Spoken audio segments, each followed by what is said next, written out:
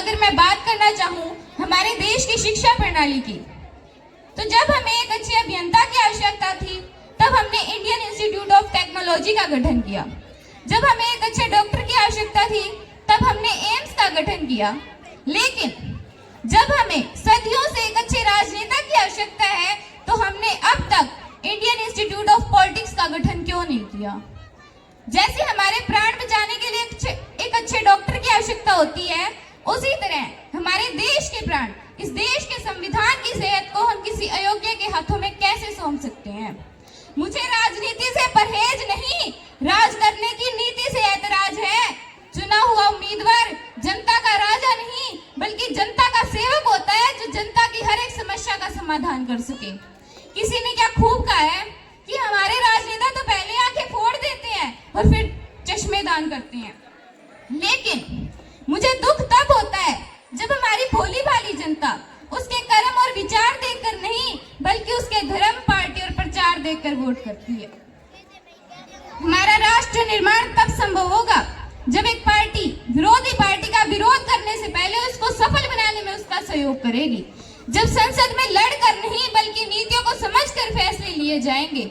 जब राजनीति को खेल और खेल में राजनीति नहीं देखी जाएगी। लोकतंत्र की आत्मा कहा जाने वाला मीडिया, समाचार और अखबार लोकतंत्र को इन्हीं आंखों से देखा, समझा और परखा जाएगा। लेकिन मुझे अफसोस तब होता है जब एक विशेष मुद्दा चाहे कि चुस्की के साथ शुरू तो होता है लेकिन अगले ही दिन पुराना अखबार हो जाता है और एक विशेष मुद्दे की डेडलाइन हो जाती है और एक चर्चित व्यक्ति की तो छींक भी हेडलाइन हो जाती है।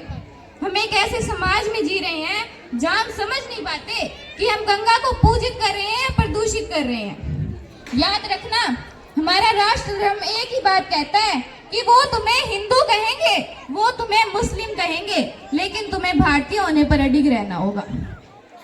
हमारा राष्ट्र निर्माण तब संभव होगा जब एक दिए से मंदिर में नहीं अपितु हर घर में ज्ञान की रोशनी फैल पाएगी।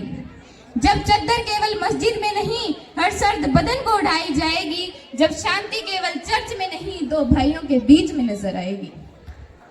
भ्रष्टाचार और काला धन हमारे देश का प्रमुख मुद्दा है। एक ऐसी उपलब्धि है जनाब जहां इंसान तो ऊपर चढ़ जाता है लेकिन इंसानियत हमेशा चोट खाती है। हमारे देश में एक प्याऊ घर में एक गिलास को भी चैन से बांध कर रखा जाता है लेकिन सरकारी नलों की तो टूटियां चुरा ली जाती है। तो इस बात की क्या प्रमाणिकता है कि डॉक्टर B.R. अम्बेडकर द्वारा स्थापित इस लोकतंत्र और भारतीय संविधान की चोरी नहीं होगी? हमारा राष्ट्र निर्माण तब तक संभव नहीं हो पाएगा जब तक इस देश का नागरिक चरित्र रूप से भ्रष्ट, मानसिक रूप से दिवालिया, धार्मिक रूप से अंधा, राजनीतिक रूप से गंदा और इस अखंड भारत को खंड खंड करता रहेगा। हमें बड़ी बड़ी बातें नहीं, छोटी छोटी कोशिशें करनी होगी क्योंकि ठोकरें हमें पहाड़ों से नहीं पत्थरों से लगा करती है। अंततः अपनी वाणी को विराम देते हुए बस इतना ही कहना चाहूंगी कि संसाधनों का सेतु बनाकर इस देश को विकास दिलाना चाहती हूँ। हाँ, मैं राष्ट्र निर्माण कराना चाहती हूँ।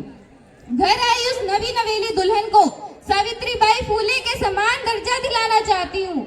हाँ, मैं राष्ट्र निर्माण कराना चाहती हूँ। आरक्षण के इस दौर में बेटियों को उनकी माँ के गर्भ में आरक्षण दिलवाना चाहती हूँ। हाँ, मैं राष्ट्र निर्माण कराना चाहती हूँ। जय भीम, जय भारत, जय संविधान।